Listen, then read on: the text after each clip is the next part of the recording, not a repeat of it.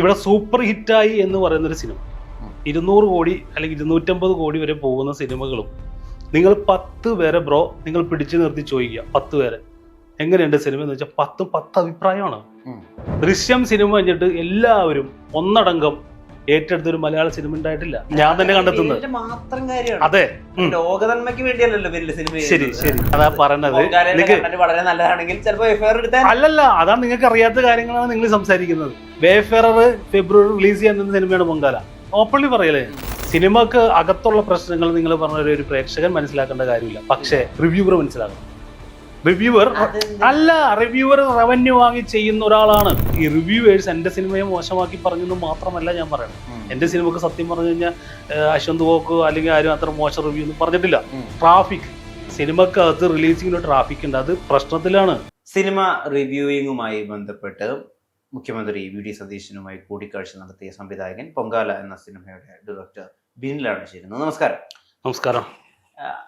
റിവ്യൂയിങ്ങുമായി ബന്ധപ്പെട്ട് അങ്ങനെ മുഖ്യമന്ത്രിയുമായിട്ടൊരു കൂടിക്കാഴ്ച അതിന്റെ ആവശ്യകതയുണ്ടോ? അത് ഇപ്പൊ മുഖ്യമന്ത്രിക്ക് പരാതി കൊടുത്തു എന്നുള്ള രീതിയിലാണ് ന്യൂസ് ഒക്കെ പോയിക്കൊണ്ടിരിക്കുന്നത്. ഞാൻ ബോധപൂർവ്വം പരാതി എന്നുള്ള വാക്കിവിടെ പറഞ്ഞിട്ടില്ല. അല്ല, ഞാൻ പറയുകയാണ്. അപ്പൊ ചോദിച്ചപ്പോ തന്നെ ഞാൻ ഉടനെ അതിനകത്ത് കിടക്കാൻ കാരണം ഇപ്പൊ ഞാനൊരു ന്യൂസ് കണ്ടതുകൊണ്ട് പറഞ്ഞു. പരാതിയായിട്ടല്ല, അത് ഞാനൊരു നിവേദനം അവർക്ക് കൊടുക്കാൻ കാരണം ഗവൺമെന്റ് ഇപ്പോ സിനിമയെ വ്യവസായമായിട്ട് അംഗീകരിച്ചു. ഓക്കെ, ഇപ്പൊ ഈ ബഡ്ജറ്റിൽ അത് അവർ അംഗീകരിച്ചതായിട്ട് നമ്മളെല്ലാവരും അറിഞ്ഞല്ലോ. അപ്പൊ ഈ വ്യവസായം, സിനിമ ഒരു വ്യവസായമാണെങ്കിൽ ആക്കി അവർ അംഗീകരിച്ചിട്ടുണ്ടെങ്കിൽ ആ സിനിമയുടെ നിലനിൽപ്പിനെ ബാധിക്കുന്ന ചില വെല്ലുവിളികൾ ഇവിടെയുണ്ട്. ആ വെല്ലുവിളികളെ ഒന്ന് പരിഹരിക്കണം. അതിനകത്ത് മെയിൻ സാധനം ഈ റിവ്യൂ ബോംബിംഗ് എന്നുള്ള സംഭവമാണ് ഞാൻ കാണുന്നത്. കാരണം സിനിമകള് ഇപ്പോ അറിഞ്ഞോ അറിയില്ലെന്ന് എനിക്കറിയില്ല, ഞാൻ പറയാണ്. എൻ്റെ അറിവനുസരിച്ചിട്ട് കഴിഞ്ഞ വർഷം വരെ 200-250 സിനിമ വരെ ഇവിടെ ഷൂട്ട് നടന്നിട്ടുണ്ട്. അതിൽ ചിലപ്പോൾ 150 റിലീസ് ചെയ്യും. അപ്പൊ 200 സിനിമ ഇവിടെ ഷൂട്ട് നടന്നിട്ടുണ്ടെങ്കിൽ അതിനകത്തൊരു 150 സിനിമ റിലീസ് ചെയ്യും. 50 എണ്ണം പ്രീ പ്രൊഡക്ഷനിലോ അല്ലെങ്കിൽ ഷൂട്ട് മുടങ്ങിയൊക്കെ ആയിട്ട് അങ്ങനെ നിൽക്കുന്നുണ്ട്. അപ്പൊ ഏകദേശം 200 സിനിമ തന്നെ കൂട്ടിക്കോളും. തുടക്കം മുതൽ ഈ റിലീസ് ചെയ്യുന്നവരേക്കും ഒരു 200 സിനിമ ഇവിടെ നടക്കുമ്പോൾ ഒരു 40,000 തൊഴിലാളികൾക്കാണ് ഇവിടെ അവസരം കിട്ടുന്നത്. മനസ്സിലായോ? 40,000 പേര് ഇതിനകത്ത് ജോലി ചെയ്യുന്നുണ്ട്. അപ്പൊ ഈ 40,000 ജോലി ചെയ്യുന്ന 200 സിനിമകളുടെ ഒരു വർഷത്തെ ടേൺ ഓവർ അല്ലെങ്കിൽ ആ ഒരു വർഷം കൊണ്ട് വരുന്ന നിക്ഷേപം 1000 കോടിക്ക് മേലെയാണ്. അപ്പൊ ഇത്രയും കോടികൾ ഇൻവെസ്റ്റ് ചെയ്യുന്ന ഇൻഡസ്ട്രിയാണ് സിനിമ. ഇപ്പൊ സിനിമ എന്ന് പറഞ്ഞ സംഭവം ഇതുപോലെ പരാജയപ്പെട്ടാലും സക്സസ് ആയാലും ഹിറ്റായാലും ഫ്ലോപ്പ് ആയാലും സർക്കാരിന് ഒരു നികുതി പോകുന്നുണ്ട്. അത് ട്രാൻസ്പോർട്ടേഷൻ ആയിക്കോട്ടെ, പിന്നെ വേറെ സിനിമാപരമായി ബന്ധപ്പെട്ട ഹോട്ടൽസ്, അതിൻ്റെതായിട്ടുള്ള എല്ലാ രീതിയിലും നികുതി പോകുന്നുണ്ട്. അപ്പോൾ സർക്കാർ അങ്ങനെ അതുകൊണ്ട് മാത്രം അപ്പോൾ ഇപ്പോഴത്തെ സ്ഥിതി അനുസരിച്ച് സിനിമ ഇൻഡസ്ട്രി ഈ പറഞ്ഞ പോലെ ഒന്ന് വീണടക്കുന്ന ഒരു അവസ്ഥയായതുകൊണ്ടാണ് സർക്കാർ അതിനെ സംരക്ഷിക്കുന്നത്. അതൊരു സംരക്ഷണമാണ് ആക്ച്വലി, അല്ലേ? അപ്പോൾ ആ സംരക്ഷണം നടത്തുമ്പോൾ ഇതുപോലുള്ള വിഷയങ്ങൾ സിനിമയ്ക്ക് ബാധിച്ചിട്ടുള്ളപ്പോൾ ഇതിനെ കൺട്രോൾ ചെയ്യാൻ, അപ്പോൾ അതിനെ സഹായിക്കാൻ സർക്കാരിനോട് ഞാനൊരു അഭ്യർത്ഥന നടത്തിയതാണ്. അതായത് ഈ റിവ്യൂ ബോംബിംഗ് കൊണ്ട് ഉണ്ടാവുന്ന കേസ് എന്ന് പറഞ്ഞു കഴിഞ്ഞാൽ ഇപ്പം ഞാൻ പറഞ്ഞു വന്ന പോലെ ഈ 200 ഇത്രയും കോടികൾ ഇൻവെസ്റ്റ് ചെയ്യുന്ന സിനിമ ഇങ്ങനെ ഇല്ലാതാവുമ്പോൾ, നശിച്ചു പോകുമ്പോൾ സ്വാഭാവികമായിട്ടും നിർമ്മാതാക്കൾ ഇങ്ങോട്ട് വരാനുള്ളൊരു ബുദ്ധിമുട്ടുകളുണ്ട്. ഇപ്പൊ തന്നെ സിനിമ കുറഞ്ഞു. ഇപ്പൊ ഈ പ്രാവശ്യം ഈ വർഷം എനിക്ക് തോന്നുന്ന ആകെ 10-40 സിനിമകൾ ആയിട്ടുള്ളൂ ഇതുവരേക്കും. മനസ്സിലായോ? അപ്പൊ അതിന്റെ കാരണം എന്ന് പറഞ്ഞാൽ ഇൻവെസ്റ്റേഴ്സ് ഇല്ല. അപ്പൊ ഈ ഇൻവെസ്റ്റേഴ്സ് ഒക്കെ കുറഞ്ഞതിന്റെ പേരിലാണ് സർക്കാർ ഈ ഒരു നടപടി അല്ലെങ്കിൽ ഇങ്ങനെ ഒരു അംഗീകാരം കൊടുത്തിരിക്കണം സിനിമക്ക്. വ്യവസായം എന്നുള്ള രീതിയിൽ അംഗീകാരം കൊടുക്കാൻ കാരണം എന്താ? നിക്ഷേപകരുണ്ടാവാനും പിന്നെ ലോൺ കിട്ടാനും, ബാങ്കിൽ നിന്ന് ലോൺ കിട്ടാൻ സാധ്യതയുണ്ട്. ഇപ്പൊ നമ്മളെല്ലാവരും ഫണ്ട് എടുക്കുന്നത് ചെന്നൈയിൽ നിന്നോ അല്ലെങ്കിൽ ഗുജറാത്തിൽ നിന്നോ ബോംബെയിൽ നിന്നൊക്കെയാണ്. അത് ഡോക്യുമെന്റ്സ് വെച്ചിട്ട് തന്നെ കേരളത്തിലെ പ്രോപ്പർട്ടികൾ വെച്ചിട്ട് നമ്മൾ എടുക്കുന്നുണ്ട്. ഇത് നേരെ മാറി നമുക്ക് ബാങ്കിൽ നിന്ന് ലോൺ കിട്ടും. അപ്പോൾ കുറച്ചും കൂടെ ഇൻട്രസ്റ്റ് കുറയും. പിന്നെ നമുക്ക് ഇപ്പോൾ 6 മാസം കൊണ്ട് പടം ഫ്ലോപ്പ് ആയാൽ പോലും ആ പ്രൊഡ്യൂസർക്ക് പറഞ്ഞു നിൽക്കാനും അടുത്തൊരു മാർഗം അല്ലെങ്കിൽ അടുത്തൊരു പ്രോജക്റ്റ് തുടങ്ങാനുള്ള സാവകാശങ്ങൾ കിട്ടും. മറ്റേതൊന്നും കിട്ടുന്നില്ല പ്രൈവറ്റ് ഫിനാൻസർ ആകുമ്പോൾ. അപ്പൊ അതിൽ നിന്നൊക്കെ ഒരു മോചനം കിട്ടി. പിന്നെ സിനിമ എന്ന് പറഞ്ഞത് ഒരുപാട് നിർവചനങ്ങൾ ഒരു ഏരിയയാണ്. സിനിമ ഒരു വിനോദമാണ്, അതോടൊപ്പം തന്നെ ഈ സിനിമ ഒരു തൊഴിലാണ്. സിനിമ സമൂഹത്തിന്റെ ആത്മാവാണ്, മാധ്യമമാണ്. പല കാര്യങ്ങളിലും സിനിമയാണ് എല്ലാം അവയർനെസ് ജനങ്ങൾക്ക് പലതും പറഞ്ഞു കൊടുത്തിട്ടുള്ളത്. അപ്പൊ ഇത്രയും വലിയൊരു കലയെ സംരക്ഷിക്കുന്നത് സർക്കാർ ഏറ്റെടുത്ത് വലിയ കാര്യമാണ്. പക്ഷെ അതിനെ നിലനിൽപ്പിനെ ബാധിക്കുന്നത് ഈ റിവ്യൂവേഴ്സ് ആണെന്ന് പറയാനുള്ള അടിസ്ഥാന ഘടകങ്ങൾ വേറെയാണ്. അതിനകത്തേക്ക് ഞാനിപ്പോൾ വരാം. ഞാനിത് നേരത്തെ പറഞ്ഞ പരാതിയായിട്ടല്ല, ഈ പറഞ്ഞ വിഷയങ്ങൾ അവിടെ ഞാൻ അവതരിപ്പിക്കാൻ കാരണം ഈ റിവ്യൂവേഴ്സ് അറിഞ്ഞിട്ടാണോ അല്ലെങ്കിൽ അറിയാതെയാണോ, അവരെല്ലാം അറിവില്ലായ്മ കൊണ്ടായിരിക്കും വിചാരിക്കുന്നു. അവരും ജീവിക്കാൻ വേണ്ടിയിട്ട് അതിൽ നിന്ന് ഒരു വേതനം കിട്ടുന്നുണ്ടല്ലോ, ഒരു റവന്യൂ അവർക്ക് കിട്ടുന്നുണ്ട് യൂട്യൂബിൽ ഈ പ്രോഗ്രാം നടത്തുമ്പോൾ അല്ലേ. അത് കാണുന്നതനുസരിച്ചിട്ട് അവർക്ക് വ്യൂസ് അനുസരിച്ചിട്ട് അല്ലെങ്കിൽ അവരുടെ സബ്സ്ക്രൈബേഴ്സ് അനുസരിച്ചിട്ട് അവർക്ക് അതെല്ലാം നോർമലി ഇപ്പൊ ഏത് ഒരു കോമൺ സെൻസ് ഉള്ള ഒരാൾക്ക് അറിയാം സംഭവം ഉള്ളത് തന്നെ. അപ്പോൾ ഇങ്ങനെ ഒരു സംഭവം അവർ ചെയ്യുമ്പോൾ ഇതിന്റെ പിന്നിലുള്ള വശങ്ങൾ കൂടെ അവർ അറിയിക്കാൻ വേണ്ടിയിട്ടാണ് ഞാൻ മുഖ്യമന്ത്രിക്ക് ഡീറ്റെയിൽ ആയിട്ടൊരു പരാതിയല്ല ഞാൻ ഈ പറഞ്ഞൊരു നിവേദനം കൊടുത്തത്. അതിനകത്ത് എന്തൊക്കെയാണ് സംഭവിക്കുന്നതെന്നാണ് ഞാൻ എഴുതിയിരിക്കുന്നത്. അതായത് ഒരു സിനിമ ഇപ്പോ ഇവിടെ സൂപ്പർ ഹിറ്റായി എന്ന് പറയുന്ന ഒരു സിനിമ 200 കോടി അല്ലെങ്കിൽ 250 കോടി വരെ പോകുന്ന സിനിമകളും നിങ്ങൾ 10 പേരെ ബ്രോ നിങ്ങൾ പിടിച്ചു നിർത്തി ചോദിക്കുക, 10 പേരെ എങ്ങനെയുണ്ട് സിനിമ എന്ന് വെച്ചാൽ 10 അഭിപ്രായമാണ്. അതായത് എൻ്റെ അറിവിൽ 2018 കാലഘട്ടം അവസാനം അല്ല ദൃശ്യം സിനിമ കഴിഞ്ഞിട്ട് എല്ലാവരും ഒന്നടങ്കം ഏറ്റെടുത്തൊരു മലയാള സിനിമ ഉണ്ടായിട്ടില്ല. 10 പേരെ വിളിച്ചിട്ട് നിങ്ങൾ ഏത് സിനിമ എടുത്തു വെച്ച് ചോദിച്ചു നോക്കിയോ, 10 അഭിപ്രായമാണ്. ഒരു പ്രേക്ഷകനും നിങ്ങളോട് ഒരു സിനിമ ചെയ്യാൻ ആവശ്യപ്പെടുന്നില്ല. ഇല്ല, പേഴ്സണലി നിങ്ങളുടെ സന്തോഷത്തിന് വേണ്ടി തീർച്ചയായിട്ടും വേണ്ടി മാത്രമാണ് സിനിമകൾ ഉണ്ടാക്കുന്നത്. അതെല്ലാ അർത്ഥത്തിലും സ്വീകരിക്കേണ്ട ബാധ്യതയും പ്രേക്ഷകനില്ല. അത് ഒരേപോലെ തള്ളാനും പ്രേക്ഷകന് അവകാശമുണ്ട്. അപ്പൊ അതുകൊണ്ട് ഇത് ഒരുപാട് പേരുടെ കഷ്ടപ്പാടാണ്, കഷ്ടപ്പാടാണെന്ന് പറയുമ്പോൾ എല്ലാ ഇൻഡസ്ട്രിക്കുമുള്ള കഷ്ടപ്പാടുകൾ സിനിമയ്ക്കുമുണ്ട്. അത്രേ ഉള്ളൂ. വേണ്ടി മാത്രമായിട്ടൊരു കഷ്ടപ്പാടില്ലല്ലോ. ഉണ്ട്, അതിൽ കൂടുതലുണ്ട്. നോക്കൂ, ഉദാഹരണത്തിന് ഇപ്പൊ ഒരു ഷൂ ഫാക്ടറിയിൽ വർക്ക് ചെയ്യുന്ന ഒരാൾക്ക് കഷ്ടപ്പാടുണ്ട്. അല്ലെങ്കിൽ ഇപ്പോ ഡെയിലി 9 മണിക്കൂർ 10 മണിക്കൂർ ഊബർ ഓടുന്ന ആളുകൾക്ക് കഷ്ടപ്പാടുണ്ട്. കഷ്ടപ്പാടിന്റെ മീറ്റർ നിങ്ങള് ഈ അതിന്റെ അളവുകൾക്ക് വ്യത്യാസമുണ്ട്. അല്ല, അത് വേതനം കൊടുക്കണമെങ്കിൽ കഷ്ടപ്പെടണമല്ലോ. അല്ല, വേതനത്തിന് മാത്രമല്ല. അതാണ് അപ്പൊ നേരത്തെ ചോദിച്ചില്ലേ പാഷനേറ്റ് എന്ന് പറയുമ്പോ ആരും നിർബന്ധിക്കുന്നില്ലല്ലോ. അതാണ് പറഞ്ഞത്. അപ്പൊ അതുകൊണ്ടിട്ടാണ് നമ്മള് ഈ സിനിമ ചെയ്യുമ്പോൾ, ഇപ്പോൾ എൻ്റെ സിനിമ എക്സാമ്പിൾ എടുത്ത് നോക്കി കഴിഞ്ഞാൽ ഞാൻ ചെയ്യുന്ന സിനിമകൾ ഞാൻ തന്നെ പ്രൊഡക്ഷൻ സ്റ്റാർട്ട് അല്ലെങ്കിൽ ഞാൻ തന്നെ പ്രൊഡക്ഷൻ ചെയ്യുന്ന ഒരു ആളാണ്. ഇപ്പൊ എൻ്റെ 3ാമത്തെ സിനിമ തമിഴില് ബിഗ് ബഡ്ജറ്റ് മൂവിയാണ്, ഞാൻ തന്നെയാണ് ചെയ്യുന്നത്. അപ്പൊ നമുക്ക് അതിനകത്ത് ഇൻവെസ്റ്റേഴ്സും ആളുകളും ഉണ്ട്, നമ്മൾ ആ സിനിമ ചെയ്യുന്നു. ഇപ്പോ അത് പാഷനേറ്റഡ് ആയതുകൊണ്ടാണ് ഞാൻ തന്നെ കണ്ടെത്തുന്നത്. അതെ, ലോകനന്മയ്ക്ക് വേണ്ടിയല്ലല്ലോ വലിയ സിനിമ. ശരി. അപ്പൊ ഞാൻ ചോദിച്ച ഒന്നും കൂടെ കറക്റ്റ് ആയിട്ട് ഞാൻ അത് വ്യക്തമാക്കി തരാം. ഇപ്പൊ ചോദിച്ചില്ലേ ഏതൊരു ജോലിക്കും അതിൻ്റെതായിട്ടുള്ള ബുദ്ധിമുട്ടുണ്ടെന്ന് പറഞ്ഞില്ലേ. ഈ യൂട്യൂബിൽ സിനിമയെ ക്രിട്ടിസൈസ് ചെയ്യുന്നതിന് എന്ത് ബുദ്ധിമുട്ടാണുള്ളത്?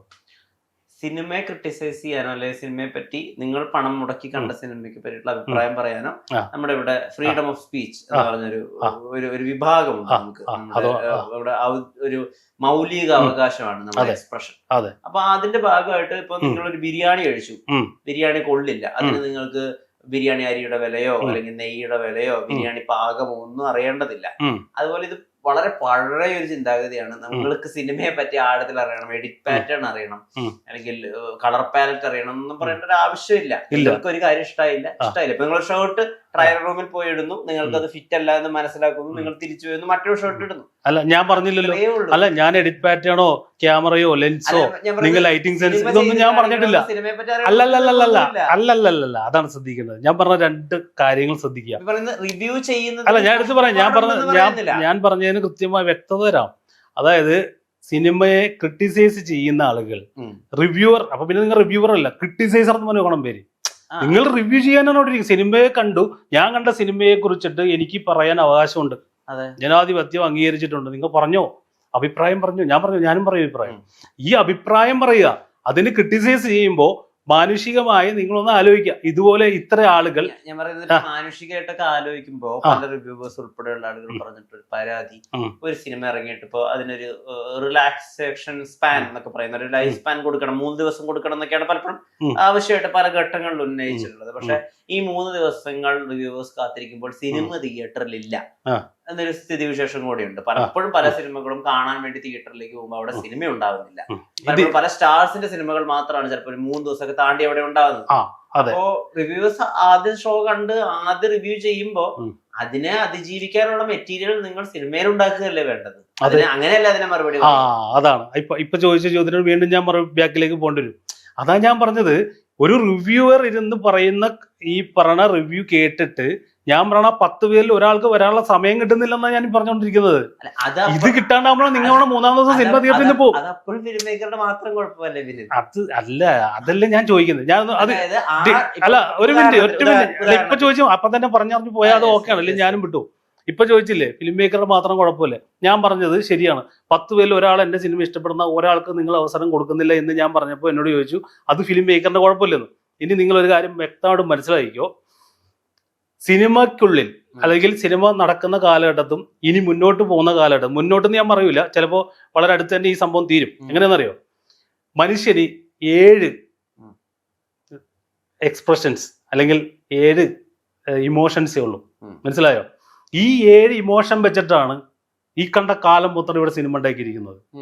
നിങ്ങൾ പറയുന്ന ഏത് സിനിമയ്ക്കും ഒരു എലമെന്റ് പഴയ സിനിമയിൽ കണക്റ്റഡ് ഉണ്ടാവും. കാരണം ഈ 7 ഇമോഷൻ ഉള്ളൂ മനുഷ്യന്. മനസ്സിലായില്ലേ? ഓക്കെ, അപ്പൊ ഈ ഇമോഷൻ വെച്ചിട്ട് തന്നെ ഞങ്ങൾ എല്ലാവരും കഥ ഉണ്ടാക്കുന്നത്. ഓക്കെ, അപ്പൊ കണ്ടുപഴകിയ സിനിമകളിൽ നിന്നും ചില സിനിമകൾ ഞാൻ നേരത്തെ പറഞ്ഞ പോലെ ബെറ്റർ എന്ന് തോന്നുന്ന സിനിമകളാണ് ഇവിടെ സൂപ്പർ ഹിറ്റ് ആവുന്നത് ഞാൻ പറഞ്ഞില്ലേ. അതിന്റെ ഘടകങ്ങൾ ഒന്ന് നേരത്തെ പറഞ്ഞ പോലെ അതിനകത്ത് സ്റ്റാർഡം, അപ്പൊ തന്നെ ഒരു പോസിറ്റീവോടെ കിട്ടി. രണ്ടാമത്തത് കഥ പഴയതാണെങ്കിലും ഒരു പുതുമയുണ്ടെന്ന് പറയുന്നത് ആ സിനിമയുടെ ടോട്ടാലിറ്റിയെ ബാധിക്കുന്നതാണ്. അപ്പോ പരസ്യം കൊണ്ടും അതിനകത്ത് സോങ് കൊണ്ടും, ചിലപ്പോൾ ഒരു പാട്ടായിരിക്കും അവരെ അട്രാക്ട് ചെയ്തിരിക്കുന്നത്, അല്ലെങ്കിൽ ചിലപ്പോൾ ഹ്യൂമർ സീക്വൻസുകളായിരിക്കും. അങ്ങനെ പല ഘടകങ്ങളിലാണ് അത് വന്നു ചേരുന്നത്. നിർബന്ധമില്ല. പിന്നെ ഉദാഹരണത്തിന് സൂ ഫ്രം സോ എന്ന് പറഞ്ഞ പേരിൽ ഒരു കന്നഡ സിനിമ ഇറങ്ങും. അതിലെല്ലാവരും ഒരു നാടക പ്രവർത്തകരാണ്. ആകെയുള്ള ഒരു അട്രാക്ഷൻ രാജ്ബി ഷെട്ടിയാണ്. രാജ്ബി ഷെട്ടിക്കുള്ള ഓഡിയൻസ് പക്ഷേ കേരളത്തിൽ വളരെ വളരെ കുറവാണ്. അതിന്റെ ഒരു ഭയങ്കര വർക്കായ ഒരു സിനിമ വരുന്നു അല്ലെങ്കിൽ വന്നു എന്നുള്ള അഭിപ്രായത്തിൽ രൂപീകരണത്തിന് ശേഷം മാത്രമേ ആ സിനിമയുടെ വർക്ക് ആവാറുള്ളൂ. അതിവിടെ ഓടിയില്ല. പക്ഷെ അത് ആദ്യം അവിടെ ഓടി. റിവ്യൂവേഴ്സ് ഇവിടെ ആരാ റിലീസ് ചെയ്ത സിനിമ? ഡിസ്ട്രിബ്യൂഷൻ ആരാ? വേഫെയർ ഫിലിംസ് ആയിരുന്നു. അതാ കണ്ടന്റ് നല്ലതായതുകൊണ്ടല്ലേ ഞാൻ അതാ പറഞ്ഞത്. വളരെ നല്ലതാണെങ്കിൽ ചിലപ്പോൾ വേഫെയർ എടുത്താൽ. അല്ലല്ല, അതാണ് നിങ്ങൾക്ക് അറിയാത്ത കാര്യങ്ങളാണ് നിങ്ങൾ സംസാരിക്കുന്നത്. വേഫെയർ ഫെബ്രുവരി റിലീസ് ചെയ്യാൻ നിന്ന സിനിമയാണ് പൊങ്കാല. ഓപ്പൺലി പറയലേ, വേഫെയർ റിലീസ് ചെയ്യാൻ നിന്ന സിനിമയാണ് പൊങ്കാല. അപ്പൊ ഞങ്ങൾക്ക് സമയമില്ലായിരുന്നു. അതാണ് ഞാൻ പറഞ്ഞത്, പ്ലാനിങ് എന്നൊരു സാധനമുണ്ട് സിനിമയ്ക്ക്. സമയം എന്ന് പറയുന്നത് നിങ്ങൾ ഉദ്ദേശിക്കുന്നതിന് മേലെയാണ്. ആ സമയത്ത് കൃത്യമായിട്ട് ചെയ്യാൻ പറ്റാതെ പാപ്പയുടെ സംഭവിച്ചിട്ടുണ്ട്. ഇതിനൊന്നും ഉറവിടമോ അല്ലെങ്കിൽ പ്രശ്നമിരിക്കുന്നതോ റിവ്യൂവേഴ്സിന്റെ കയ്യിലല്ലോ. അത് ഞാൻ അവരെ പറഞ്ഞില്ലല്ലോ. ഇതുമായി ബന്ധപ്പെട്ട് അതല്ല ഞാൻ പറയാം. തിയേറ്ററിൽ പരാജയപ്പെട്ട സിനിമ ഞാൻ അവിടെ വിട്ടു. ഞാൻ ഇതുവരെ വന്നില്ലല്ലോ. ഒരു സ്ഥലത്ത് പോലും ഞാൻ ഒരു കമാൻഡറിക്കോ ഒരു പരിപാടിക്കും ഞാൻ ഒരു എന്താണ് ഉദ്ദേശിക്കുന്നത്? ഇത് ഞാൻ അതാ പറഞ്ഞത്. എനിക്കായിട്ടൊരു പ്രശ്നമൊന്നുമില്ല. എന്റെ പ്രശ്നം ജെന്യുവിനാണ്. ഞാൻ പറയണ കാര്യങ്ങളും ജെന്യുവിനാണ്.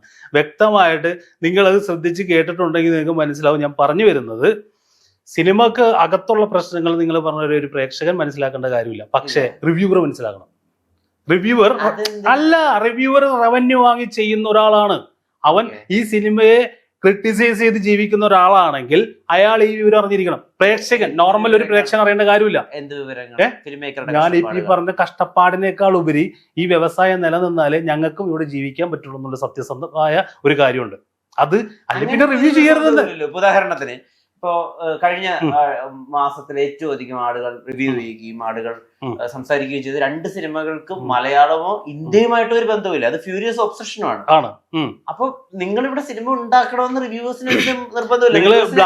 കാലത്ത് കണ്ടന്റ് മലയാളം തന്നെ മൊത്തത്തിൽ നിന്ന് പോയാലും ഇവിടെ തമിഴിൽ നിന്നും കന്നഡയിൽ നിന്നും ഹിന്ദിയിൽ നിന്നും എന്തിന് ഇപ്പോ ആസാമീസ് ഭാഷയായിട്ടുള്ള സിനിമ വരെ ആളുകൾ എടുത്ത് റിവ്യൂ ചെയ്തിട്ടുണ്ട് ആണല്ലോ. അപ്പൊ ഞാൻ പറഞ്ഞ റിവ്യൂവേഴ്സിന് സിനിമയിൽ നിന്ന് തന്നെ കണ്ടന്റ് ഉണ്ടാവണം. ഇപ്പൊ റിവ്യൂവേഴ്സ് സിനിമ മാത്രമല്ല റിവ്യൂ ചെയ്യുന്നത്, സിനിമ മാത്രമല്ല റിവ്യൂ ചെയ്യുന്നത്. അതുകൊണ്ട് റിവ്യൂവേഴ്സിന് കൂച്ചുവലം കിട്ടുകൊണ്ട് സിനിമയെ പരിപോഷിപ്പിക്കാം എന്ന് പറയുന്ന തിയറി ഒരിക്കലും വാലിഡ് ആവുമെന്ന് എനിക്ക് തോന്നുന്നില്ല. റിവ്യൂവേഴ്സിന് കൂച്ചുവലം കിട്ടിട്ട് സിനിമ അല്ലെങ്കിൽ ഈ റിവ്യൂ നിർത്തണമെന്ന് ഞാൻ ഇപ്പോഴും പറഞ്ഞിട്ടില്ല, നേരത്തെയും പറഞ്ഞിട്ടില്ല, മുഖ്യമന്ത്രിയുടെ പരാതിയും ഞാൻ കൊടുത്തിട്ടില്ല. തമിഴിൽ തന്നെയല്ല, അദ്ദേഹം പാൻ ഇന്ത്യൻ രീതിയിൽ വളരെ റെക്കഗ്നൈസ്ഡ് ആയിട്ടൊരു റിവ്യൂവറാണ്. അദ്ദേഹത്തിന്റെ പേര് ഭരദ്വാജ് രംഗൻ എന്നാണ്. അപ്പൊ അദ്ദേഹം ചെയ്യുന്ന ഒരു രീതി, അദ്ദേഹം ഈ ടയർ 2, 3, 4 അതായത് എ ലിസ്റ്റഡ് ആക്ടർ ഉണ്ടല്ലോ, സേപ്പ് ശിവകാർത്തികേയൻ, രജനീകാന്ത്, അജിത്ത്, അവരുടെ സിനിമകൾ അല്ലാതെയുള്ള ആളുകളുടെ സിനിമകൾ അദ്ദേഹം ആദ്യത്തെ ദിവസമോ അല്ലെങ്കിൽ ആദ്യത്തെ ആഴ്ചയോ തന്നെ പക്ഷേ അദ്ദേഹം റിവ്യൂ ചെയ്തോളണം നിർബന്ധമില്ല.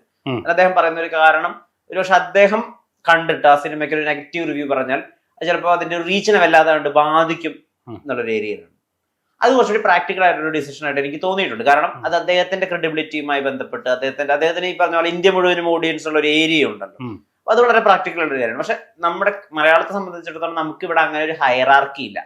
ഇപ്പൊ ഒരു പുതിയ സംവിധായകൻ ശ്രീ മമ്മൂക്കയെ വെച്ചൊരു സിനിമ ചെയ്തേക്കാം. തമിഴ്നാട്ടിൽ അങ്ങനെ ഒരു ഏരിയ ഇല്ല. അവിടെ ഒരു സാധ്യതയില്ല. അവിടെ ഒരു ശങ്കർ വരുന്നു, ഒരു രജനീകാന്ത് വരുന്നു, അങ്ങനെയാണല്ലോ പലപ്പോഴും അവിടെ സമവാക്യങ്ങൾ ഉണ്ടാകുന്നത്. വളരെ റയറായിട്ട് അതല്ലാതെയും സംഭവിക്കാം. അപ്പൊ ഇവിടെ നമുക്ക് അങ്ങനെ ഒരു പോളിസി എത്രമാത്രം അപ്ലൈ ചെയ്യാൻ പറ്റും, അത് ചെയ്താൽ വർക്കാവോ, ഈ ബിന്നിൽ ഉദ്ദേശിക്കുന്ന പോലെ റിവ്യൂവേഴ്സ് അത്രയും സാവകാശം കാണിക്കുവോ, അതെനിക്ക് തോന്നുന്നില്ല അത് പ്രാക്ടിക്കലി പോസിബിൾ ആവുന്നത്. ബിന്നിലും ബിന്നിൽ അത് കുറച്ചുകൂടി പ്രാക്ടിക്കലായിട്ട് സമീപിക്കണം എന്നാണ് എനിക്ക് തോന്നുന്നത്. ഓക്കെ, അത് നിങ്ങൾ പറയുന്നത് നിങ്ങളുടെ അഭിപ്രായം. ഞാൻ എന്റെ അഭിപ്രായം പറയാം. ഇപ്പൊ നേരത്തെ പറഞ്ഞ പോലെ സർക്കാർ എന്ത് ചെയ്യണം, എന്താണ് ഒരു സൊല്യൂഷനോട് ചോദിച്ചത്. സൊല്യൂഷൻ ഒന്നുമില്ല. ഇപ്പൊ നമ്മള് സെൻസർ ചെയ്യുന്നുണ്ട് സിനിമകൾ, അശ്ലീലങ്ങൾ ഒഴിവാക്കാൻ വേണ്ടിയിട്ടാണ് സെൻസർ ചെയ്യുന്നത്.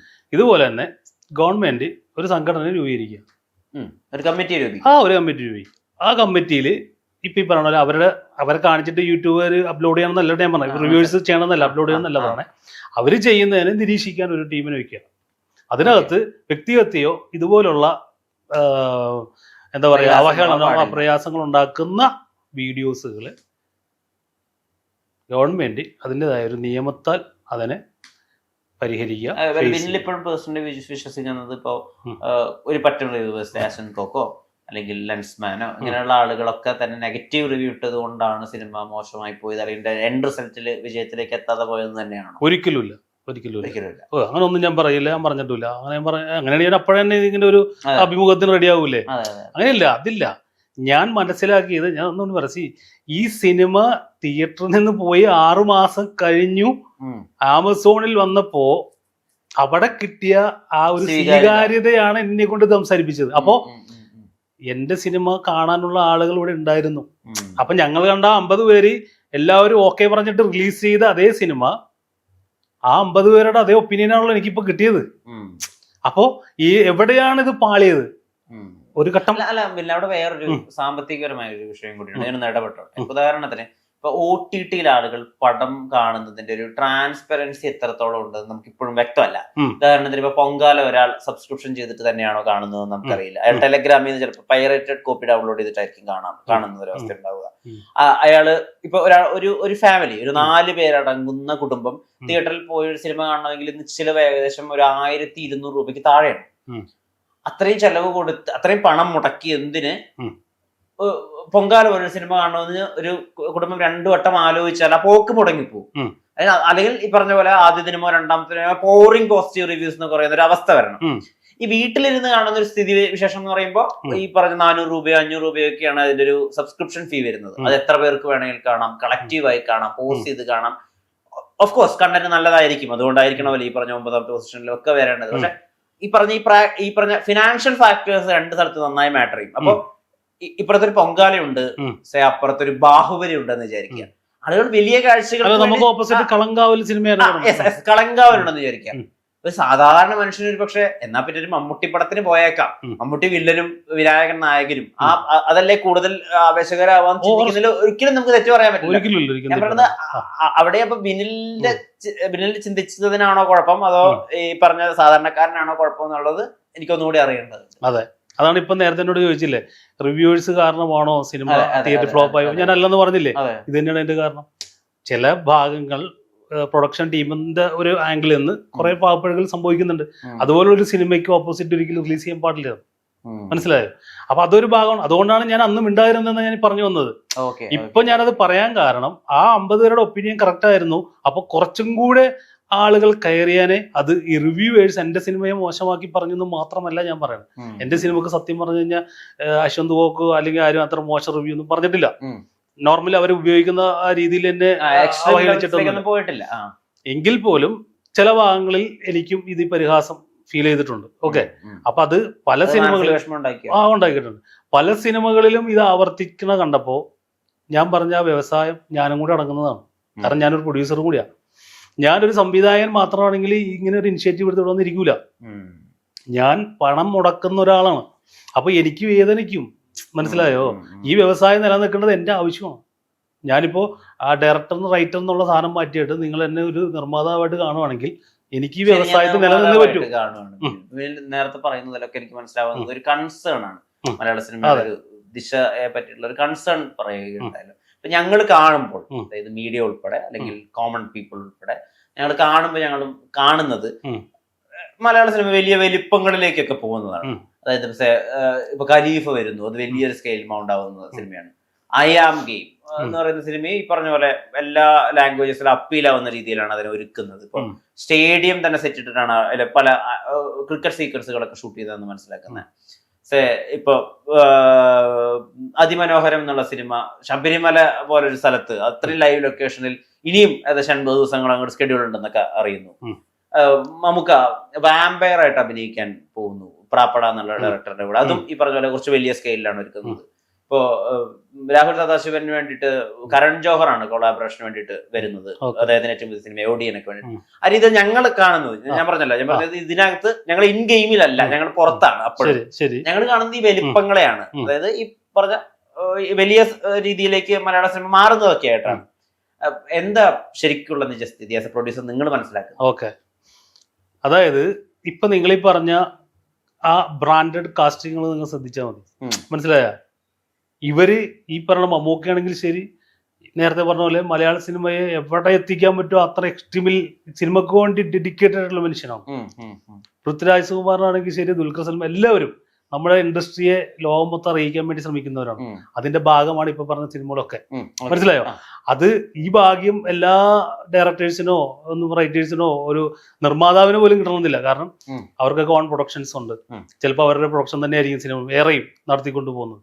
അപ്പോൾ ഇങ്ങനെയുള്ള വെല്ലുവിളികളും അതിനകത്തുണ്ട്, മനസ്സിലായോ? അപ്പൊ അത് എല്ലാവർക്കും കിട്ടുന്ന കാര്യങ്ങളല്ല നിങ്ങൾ ഈ പറഞ്ഞത്. ഇത് തന്നെയാണ് ഞാൻ നേരത്തെ പറഞ്ഞത്.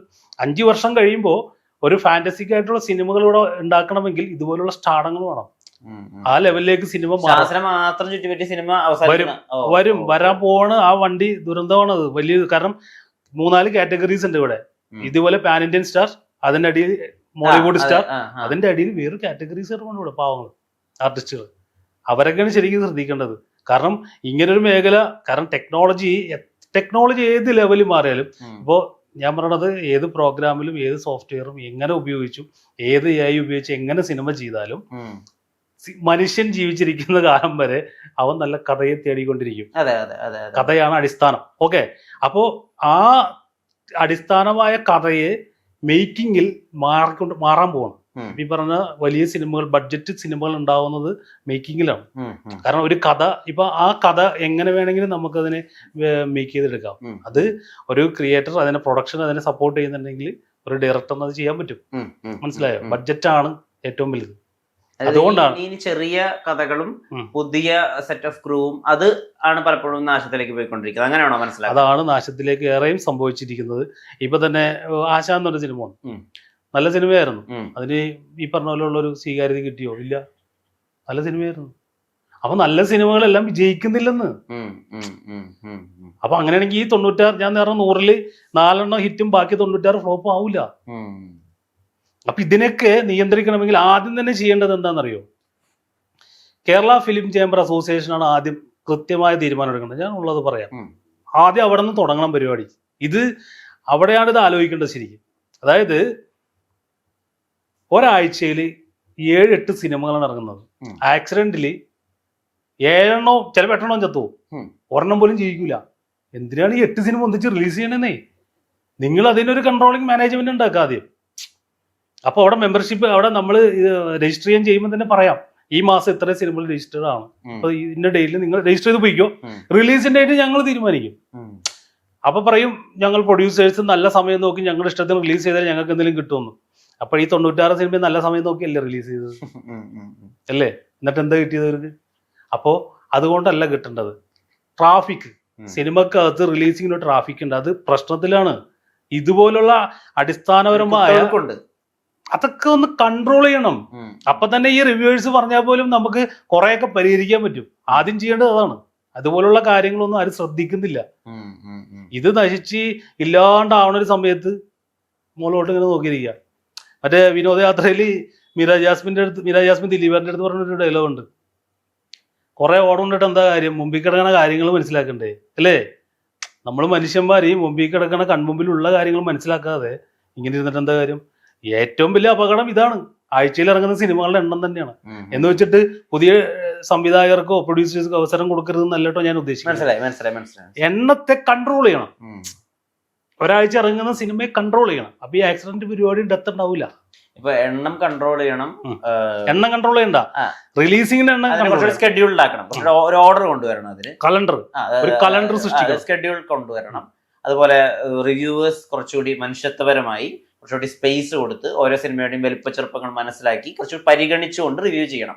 അങ്ങനെ പറയില്ല, അതൊക്കെ നടക്കണ കേസൊന്നല്ലല്ലോ. ഞാനിത് ചിലപ്പോ അത് പോസിബിൾ ആവും. അല്ല, അങ്ങനെ ഞാൻ പറയുന്നില്ല, അങ്ങനെ ഞാൻ പറയണില്ല. കാരണം ചിലപ്പോ അസഹനീയമായിട്ടുള്ള സിനിമകൾ ഉണ്ടായെന്ന് ഇവര് പറയാറുണ്ടല്ലോ പലപ്പോഴും. സഹിക്കാൻ പറ്റുള്ളപ്പോ ഇറങ്ങി പോവാന്ന് തോന്നുന്നവരും പറയാറുണ്ടല്ലോ. അപ്പോ അത് ഞാൻ പറയുന്നില്ല. നിങ്ങൾ ആ റിവ്യൂ പറയുമ്പോൾ അതിനകത്തുള്ള ഒന്ന് കഥ റിവീൽ ചെയ്യാതിരിക്കുക മാക്സിമം. ഓക്കെ. സെക്കൻഡ്, അതിനകത്തുള്ള ആർട്ടിസ്റ്റുകളെ പരിഹസിക്കാതിരിക്കുക, അഭിനയത്തെക്കുറിച്ച് പറയാതിരിക്കുക, എന്ത് അഭിനയം അങ്ങനെയൊക്കെ പറയേണ്ട കാര്യമില്ല. നിങ്ങൾക്ക് അല്ലാതെയും നിങ്ങൾക്ക് കഴിവുള്ളവരല്ലേ, നിങ്ങൾക്ക് കഴിവുള്ളവരാണല്ലോ, അതുകൊണ്ടാണല്ലോ നിങ്ങൾക്ക് ഇത്ര സബ്സ്ക്രൈബേഴ്സും ഈ ലെവലിൽ നിങ്ങൾ ഉയർന്നത്. മറ്റൊന്നിനെ കൊല്ലാതെ നിങ്ങളും ജീവിക്കും. എല്ലാവർക്കും ഒരു തുല്യത, ലാംഗ്വേജിൽ ഒരു മയം, അതൊക്കെയാണ് ഞാൻ ആഗ്രഹിച്ചിട്ടുള്ളൂ. ഞാൻ കൃത്യമായിട്ട് എഴുതി കൊടുത്തിട്ടുള്ളത് അത് തന്നെയാണ്. അത് ഇപ്പൊ ഈ പറഞ്ഞ സാധനം ഞാൻ പരസ്യമായിട്ട് കാണിക്കാം, എൻ്റെ കയ്യിൽ ഇരിപ്പുണ്ട്. അല്ല, വിശ്വാസമാണ് എനിക്ക്. പിന്നെ ഉദ്ദേശശുദ്ധിയെ പറ്റിയും ഇപ്പൊ നമ്മൾ ഇത്ര നേരം സംസാരിച്ചതിനെ പറ്റി അവെയറുമാണ് ഞാൻ. എന്താണ് ഈ അടുത്ത ഫ്യൂച്ചർ പദ്ധതികൾ, എന്തൊക്കെയാണ് ഈ വരാൻ? ഫ്യൂച്ചർ ഇപ്പോൾ തമിഴ് പടം നെക്സ്റ്റ് മന്ത് ഷൂട്ട് ആരംഭിക്കുന്നു. അപ്പോൾ വടിവേലു സാർ, വടിവേലു, സമുദ്രക്കനി സാറ്, പിന്നെ മീര ജാസ്മിൻ, എല്ലാവരും ഡേറ്റ് എല്ലാം ഫിക്സ് ചെയ്തൊക്കെ ഇരിക്കുകയാണ്. അപ്പോൾ ഞാൻ തമിഴിലേക്ക് പോകുന്നതുകൊണ്ട് ഞാനിപ്പോൾ ഇവിടെ സംസാരിച്ചൊന്നുമല്ല കേട്ടോ. ഞാനല്ലെങ്കിലും OTT-യിലേക്ക് വരാൻ വേണ്ടി വെയിറ്റ് ചെയ്തതാണ്. കാരണം ഞാൻ പറയുന്നത് തന്നെയാണോ ശരിയെന്ന് എനിക്ക് അറിയേണ്ടിയിരുന്നു. അതുകൊണ്ട് ഞാൻ വെയിറ്റ് ചെയ്താ. അല്ലെങ്കിൽ എൻ്റെ ഇപ്പം നേരത്തെ ചോദിച്ചില്ലേ, എൻ്റെ ആ ഫിലിം മേക്കർ എന്നുള്ള ഒരു ആംഗിളിൽ ഞാൻ കണ്ട സിനിമ തന്നെയാണോ, അല്ലെങ്കിൽ എൻ്റെ ഭാഗത്തുനിന്ന്, കാരണം ഞാൻ ഇനിയും സിനിമ കണ്ട ആളാണ്. അതുകൊണ്ടാണ് ഞാൻ വെയിറ്റ് ചെയ്തത്. OTT വന്നപ്പോൾ നല്ല അഭിപ്രായങ്ങൾ എന്നെ വിളിച്ചു പറഞ്ഞു. നെഗറ്റീവ് ഉണ്ട് കേട്ടോ, നെഗറ്റീവ് ഇല്ല, നല്ല നെഗറ്റീവ് ഉണ്ട്, അപരാധങ്ങൾ പറയുന്ന ആളുകളുണ്ട്. പക്ഷേ പോസിറ്റീവ് പറയുന്നത് കൂടുതലാണ്. അല്ലെങ്കിൽ അവിടെ ഇതേപോലുള്ളൊരു ആമസോണിൽ കറുപ്പ് പോയിട്ടും ദൃശ്യം വന്നിട്ടും ദൃശ്യത്തിനൊപ്പം ട്രെൻഡിങ്ങിൽ കിടക്കുന്ന ഫോട്ടോസ് വെച്ചിട്ടാണ് ഞാൻ ഇതെല്ലാം സംസാരിക്കുന്നത്. അപ്പൊ അങ്ങനെ ഒരു സ്റ്റേജിലേക്ക് പൊങ്കാലെത്തിയെങ്കിൽ അത് അപ്പോൾ കുഴപ്പമില്ലാത്തൊരു സിനിമയാണ്. എന്തായാലും പൊങ്കാലയ്ക്ക് ശേഷം ഈ അങ്ങോട്ടേക്കുള്ള സിനിമാ ജീവിതവും ഒരു നല്ലൊരു പര്യവസാനത്തിലേക്ക് എത്തട്ടെ, വലിയ വിജയങ്ങൾ ഉണ്ടാവട്ടെ, മലയാള സിനിമയ്ക്ക് നല്ലത് വരട്ടെ. നേരത്തെ ഒരുപാട് നമസ്കാരം.